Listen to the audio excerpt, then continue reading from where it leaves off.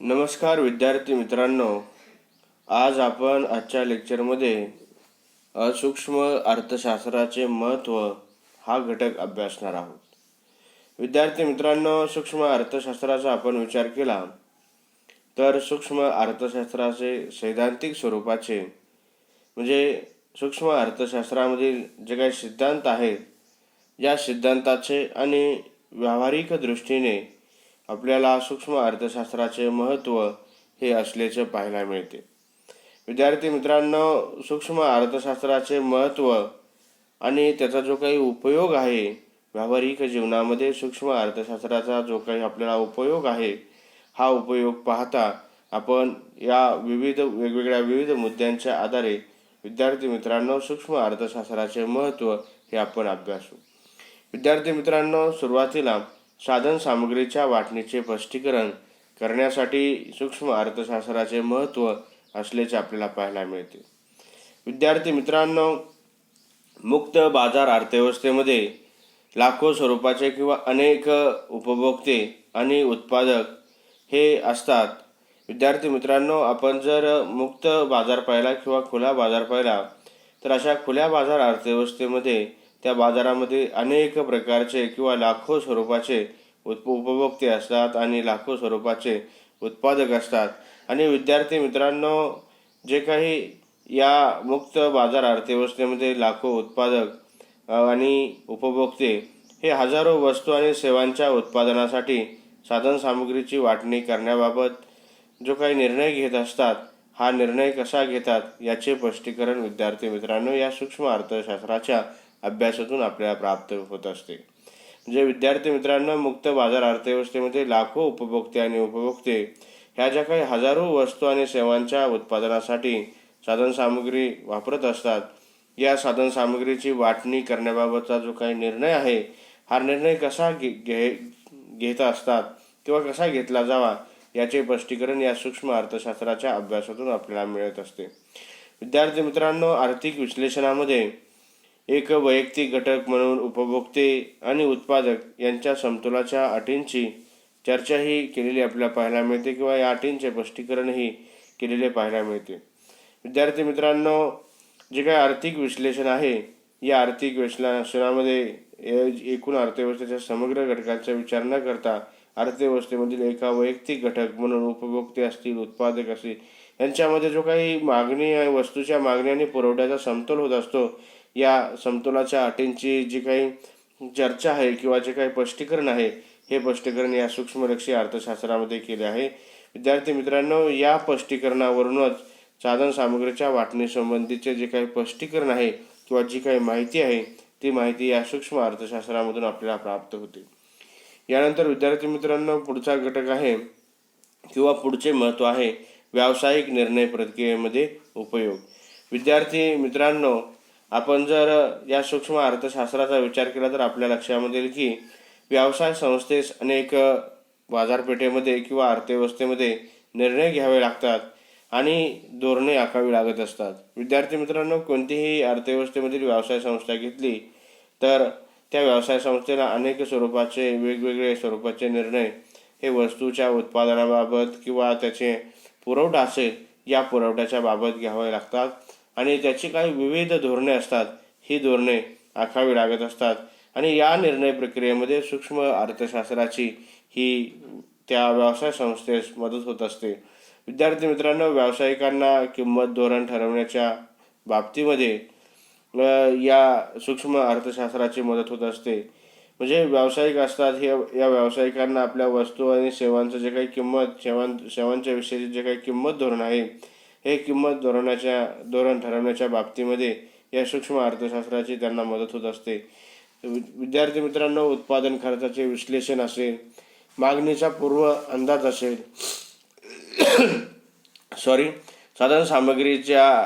साधनसामग्रीची पर्याप्त वाटणी असेल, यासारख्या ज्या गोष्टी आहेत, या गोष्टींच्या दृष्टीने व्यावसायिक अर्थशास्त्र सूक्ष्म अर्थशास्त्र हे महत्त्वाचे असल्याचे आपल्याला दिसून येते.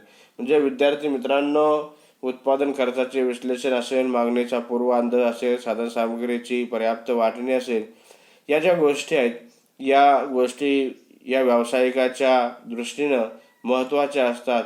मग अशा ज्या काही गोष्टी आहेत या गोष्टी सोडवण्यासाठी किंवा या गोष्टींसाठी सूक्ष्म आर्थिक विश्लेषण हे काय होत असतं, उपयोगी पडत असतं. म्हणून विद्यार्थी मित्रांनो, या व्यावसायिक निर्णय प्रक्रियेमध्ये सूक्ष्म अर्थशास्त्राचा उपयोग हा महत्त्वाचा ठरत असतो. यानंतर विद्यार्थी मित्रांनो, पुढचा तिसरा जे काही महत्त्व आहे ते म्हणजे सरकारला आर्थिक धोरण निश्चितीमध्ये उपयोगी किंवा उपयोग. विद्यार्थी मित्रांनो, सरकारला विविध प्रकारची धोरणे हे राष्ट्रीय पातळीवरती आखावी लागत असतात किंवा मांडावी लागत असतात.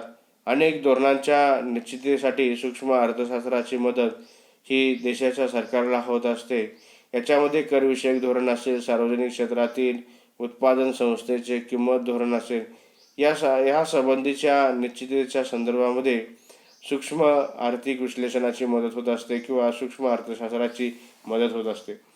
म्हणजे विद्यार्थी मित्रांनो, सरकारचे जी काही विविध प्रकारचे धोरणे असतात, ही धोरणे आखण्यासाठी या सूक्ष्म अर्थशास्त्राची मदत होत असते. त्याबरोबर धोरणांची जी काही निश्चिती आहे, धोरणे निश्चित करणे असेल, या निश्चित करण्यासाठी ही सूक्ष्म अर्थशास्त्राची मदत होत असते. त्याचबरोबर सरकारचे करविषयक धोरण असेल, सार्वजनिक क्षेत्रामध्ये उत्पादन संस्थेची किंमत धोरण असेल किंवा सार्वजनिक क्षेत्रामध्ये जी काही विविध धोरणे असतात, या धोरणांची निश्चिती करण्यासाठी हे सूक्ष्म आर्थिक विश्लेषणाची मदत होत असते, म्हणजे सूक्ष्म अर्थशास्त्राची मदत होत असते. समाजामधील लोकांच्या कल्याणास प्रोत्साहन देणाऱ्या आर्थिक धोरणाच्या आखणीमध्ये सुद्धा सरकारला सूक्ष्म अर्थशास्त्राचा उपयोग होत असतो. म्हणजे सरकार जे काही आपल्या विविध योजनांच्या माध्यमातून लोकांचे कल्याण करत असते आणि या कल्याणास प्रोत्साहन देण्यासाठी जे काही आर्थिक धोरणे राबवली जात असतात किंवा आखली जात असतात, या आर्थिक धोरणांच्या आखणीमध्ये सुद्धा सूक्ष्म अर्थशास्त्राचा उपयोग होत असल्याचे आपल्याला पाहायला मिळते. यानंतर विद्यार्थी मित्रांनो, पुढचा पॉईंट आहे कल्याणकारी अर्थशास्त्राचा आधार.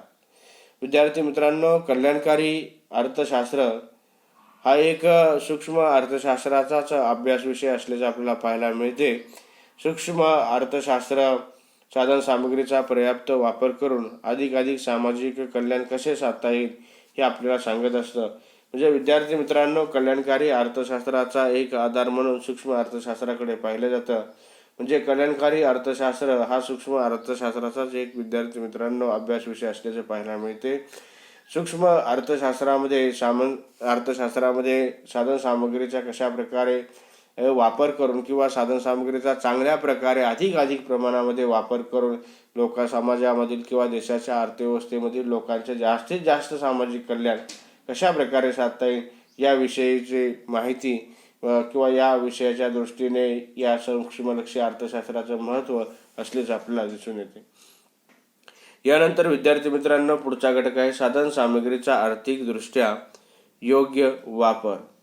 विद्यार्थी मित्रांनो, साधन सामग्री जर आपण पाहिली तर साधन सामग्री कशी आहे, मर्यादित स्वरूपाची आहे आणि मर्यादित स्वरूपाची असून ती काय दुर्मिळ आहे.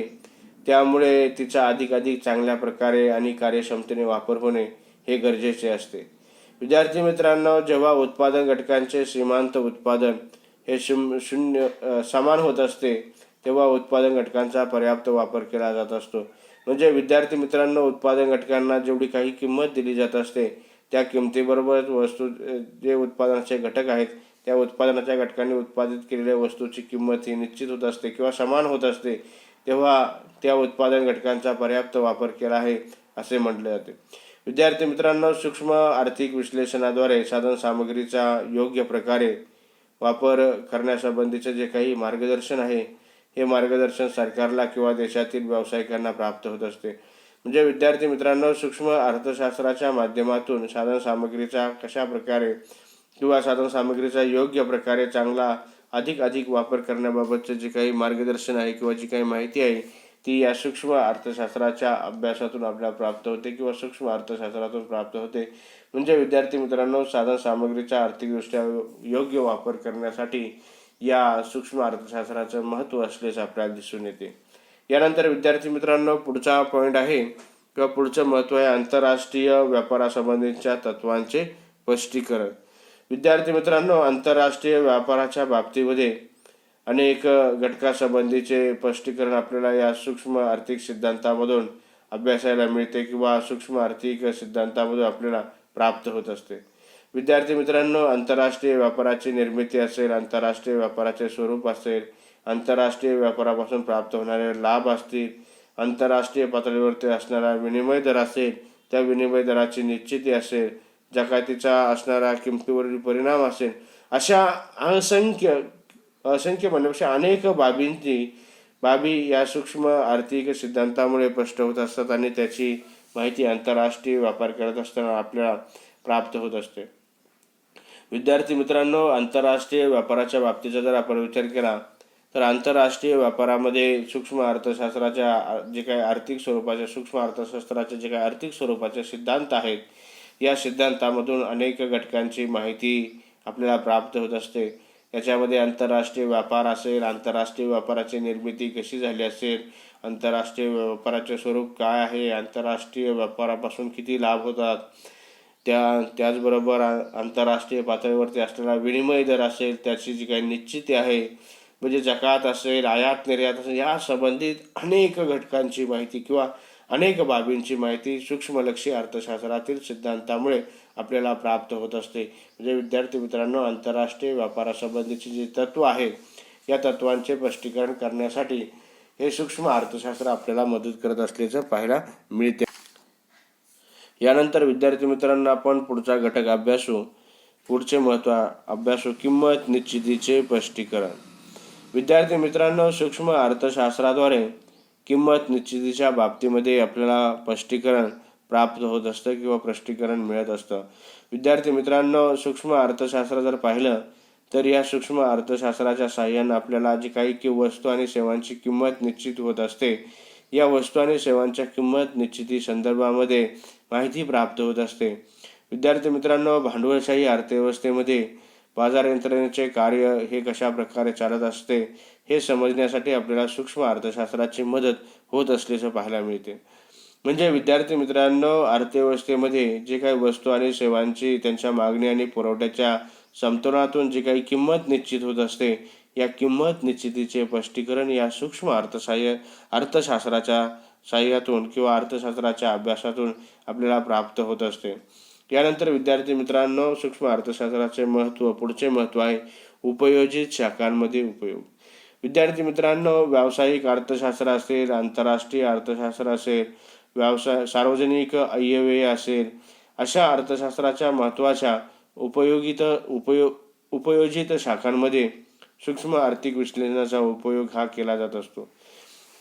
विद्यार्थी मित्रांनो, म्हणजे जे काही अर्थशास्त्राच्या उपयोजित शाखा आहेत, त्याच्यामध्ये व्यावसायिक अर्थशास्त्र असेल, आंतरराष्ट्रीय अर्थशास्त्र असेल, सार्वजनिक आयव्यय असेल किंवा सार्वजनिक आयव्यय असेल, यासारख्या ज्या काही अर्थशास्त्राच्या महत्त्वाच्या उपयोगित शाखा आहेत किंवा उपयोजित शाखा आहेत, या शाखांमध्ये सूक्ष्म आर्थिक विश्लेषणाचा मोठ्या प्रमाणामध्ये उपयोग केला जात असतो किंवा केला जातो. याच्यामध्ये उदाहरण जर घेतलं तर आपल्या लक्षामध्ये येईल की कर आकारणी केल्यानंतर जो काही कराचा भार असतो, हा कराचा भार कोणावरती पडेल हे शोधण्यासाठी ही मागणीच्या लवचिकतेचा म्हणजे सूक्ष्म आर्थिक पद्धतीचा उपयोग हा त्याच्यामध्ये केला जात असतो किंवा सार्वजनिक आयव्ययामध्ये केला जात असतो.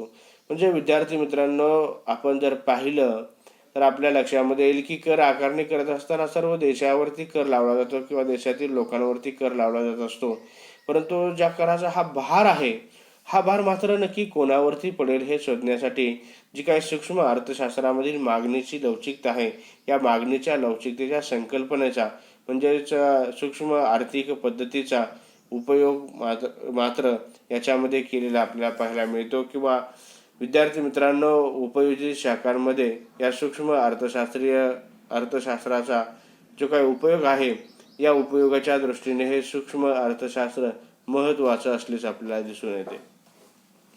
यानंतर विद्यार्थी मित्रांनो पुढचा घटक आहे वस्तू व सेवांची वाटणी.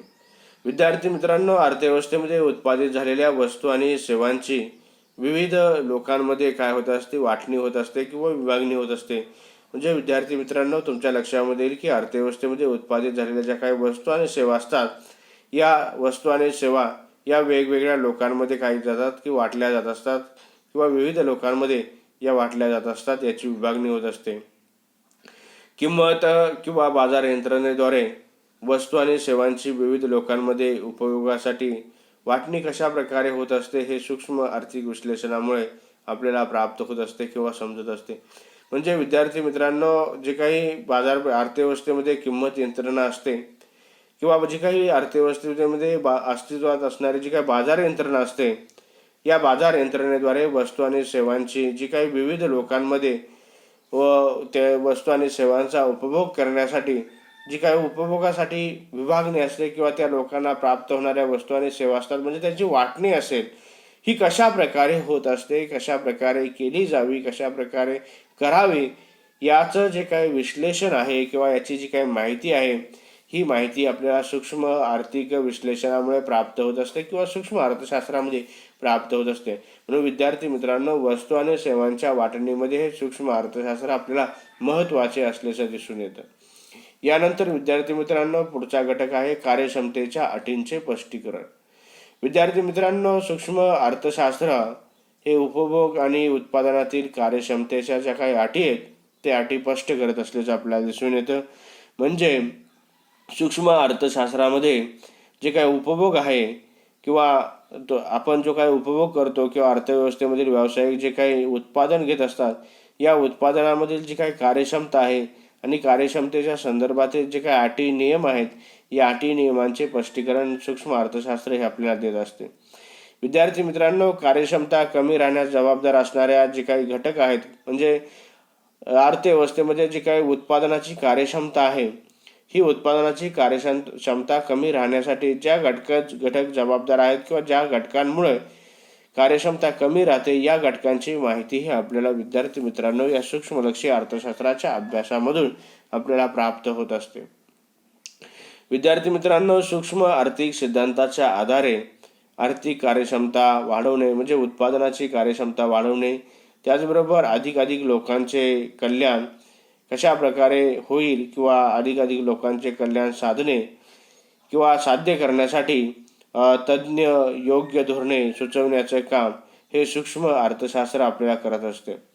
विद्यार्थी मित्रांनो, आपण पाहिलं की जे काही सूक्ष्म अर्थशास्त्र आहे, हे सूक्ष्म अर्थशास्त्र उपभोग आणि उत्पादनातील जी काही कार्यक्षमता आहे, या कार्यक्षमतेचे जे काही नियम आहेत, अटी आहे, याचे स्पष्टीकरण तर आपल्याला देतेच. त्याचबरोबर कार्यक्षमता कमी राहण्यासाठी जे जे घटक जबाबदार आहेत त्याची माहिती आपल्याला प्राप्त करून देत असते. विद्यार्थी मित्रांनो, या सूक्ष्म अर्थशास्त्रामध्ये जे काही सूक्ष्म आर्थिक सिद्धांत आहेत, या सिद्धांताच्या आधारे आपल्याला जी काही उत्पादन घटकांची आर्थिक कार्यक्षमता आहे किंवा उत्पादन घटक जास्तीत जास्त प्रकारे कसे उत्पादन करू शकतील किंवा जास्तीत जास्त प्रकारे कसे कार्यक्षमपणे वापरले जाऊ शकतील, याबाबतची जी काही माहिती आहे ती माहिती आपल्याला या सूक्ष्म अर्थशास्त्रामध्ये प्राप्त होत असते. त्याचबरोबर समाजामधील किंवा देशाच्या अर्थव्यवस्थेमध्ये लोकांचे जास्तीत जास्त कल्याण कशा प्रकारे प्राप्त होईल, यासाठी हे सूक्ष्म अर्थशास्त्र हे असे एकदम तज्ज्ञ स्वरूपाचे आणि योग्य धोरण सुचवित असतात. म्हणजे विद्यार्थी मित्रांनो, सूक्ष्म अर्थशास्त्र हे कार्यक्षमतेच्या अटीचे स्पष्टीकरण करण्याच्या दृष्टीने महत्त्वाचे असल्याचे आपल्याला दिसून येते. यानंतर विद्यार्थी मित्रांनो, पुढचा घटक आहे साधन सामग्रीच्या अयोग्य वाटणीचे स्पष्टीकरण. विद्यार्थी मित्रांनो, सूक्ष्म अर्थशास्त्रामध्ये जी काही अर्थव्यवस्थेमध्ये संसाधनांची किंवा साधन सामग्रीची अयोग्य स्वरूपाची वाटणी झालेली असते, या वाटणीचे स्पष्टीकरण ही आपल्याला या सूक्ष्म अर्थशास्त्राच्या अभ्यासामधून प्राप्त होत असते किंवा सूक्ष्म अर्थशास्त्रामुळे प्राप्त होत असते. विद्यार्थी मित्रांनो, सूक्ष्म अर्थशास्त्र मक्तेदारीत साधन सामग्रीची वाटणी योग्य अयोग्य कशा प्रकारे होत असते किंवा कशी होत असते आणि त्यामधून आर्थिक कार्यक्षमता आणि कल्याण या बाबींचे कसे नुकसान होत असते, याबाबतचे स्पष्टीकरण आपल्याला देत असते. विद्यार्थी मित्रांनो, म्हणजे तुमच्या लक्षामध्ये येत असेल की सूक्ष्म अर्थशास्त्राच्या माध्यमातून जी काही साधन सामग्रीच्या बाबतीमध्ये जी काही लोकांची मक्तेदारी असते, या लोकांकडे असणारी जी काही साधन सामग्रीची मक्तेदारी आहे, या मक्तेदारीची जी काही वाटणी ही कशी अयोग्य प्रकारे आहे, हे आपल्याला याबाबतची माहिती देत असते. आणि त्यामधून जी काही आर्थिक कार्यक्षमता आणि आर्थिक जे काही कल्याण आहे, म्हणजे विद्यार्थी मित्रांनो, देशाच्या अर्थव्यवस्थेमध्ये असणारी साधनसामुग्रीची मक्तेदारी, या मक्तेदारीच्या माध्यमातून देशाच्या अर्थव्यवस्थेमध्ये जी काय असणारी कार्यक्षमता आहे, ही आर्थिक कार्यक्षमता आणि त्याचबरोबर अर्थव्यवस्थेमधील जे काही समाज आहे, लोक आहेत, नागरिक आहेत, या नागरिकांच्या बाबतीमध्ये त्यांचे नुकसान कशा प्रकारे होत असते याचेही स्पष्टीकरण विद्यार्थी मित्रांनो या सूक्ष्म अर्थशास्त्रामधून प्राप्त होत असते. म्हणजे विद्यार्थी मित्रांनो, साधन सामग्रीच्या अयोग्य वाटणीचे स्पष्टीकरण करण्याच्या दृष्टीने किंवा स्पष्टीकरणाच्या दृष्टीने सूक्ष्म अर्थशास्त्र आपल्याला महत्त्वाचे असल्याचे पाहायला मिळते. विद्यार्थी मित्रांनो, या मुद्द्यांच्या आधारे आपण सूक्ष्म अर्थशास्त्रामधील असणारे जे काही सिद्धांत आहेत, या सिद्धांताचे सैद्धांतिक आणि आपल्याला जे काही व्यवहारामध्ये हे जे काही सूक्ष्म अर्थशास्त्रामधील जे काही सिद्धांत आहेत किंवा विचार आहेत, या हे जे विचार आहेत, हे विचार व्यावहारिक दृष्टीने आपल्याला या सूक्ष्म अर्थशास्त्राचे महत्त्वाचे असलेले दिसून येतात. विद्यार्थी मित्रांनो, या ठिकाणी आपण थांबू. धन्यवाद.